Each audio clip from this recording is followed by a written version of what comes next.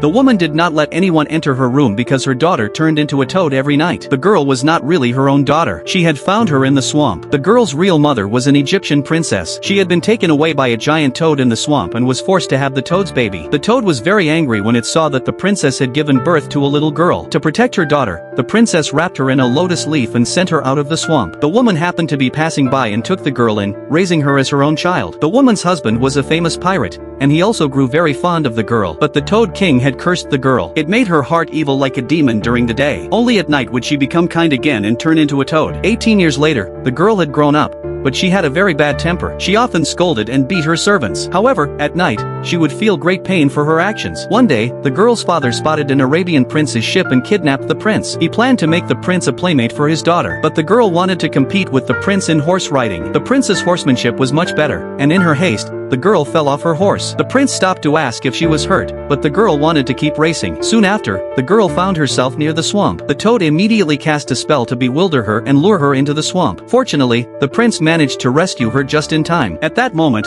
the area was covered in fog, so they took shelter in a cave. There, the girl turned into a toad. But the clever prince quickly realized that she was cursed. The next day, the prince took the girl home. Her father was furious, thinking the prince had abducted his daughter, and planned to execute him the next day. That night, the girl cut the ropes binding the prince, and they fled together. At that moment, the Toad King sent his minions to intercept them, but the prince defeated all the enemies. Then, the Toad King brought the Egyptian princess forward, intending to kill the girl right in front of her. Unexpectedly, the princess threw herself in front of the girl to block the Toad King's attack. The selfless love of a mother turned into a powerful force that gathered on the sword. The prince quickly drew the sword and threw it with all his might at the Toad King, killing him. The girl's curse was lifted. In the end, the girl and the prince returned to Egypt together and lived happily ever after. The woman and her pirate husband, after the girl left, also had a child of their own.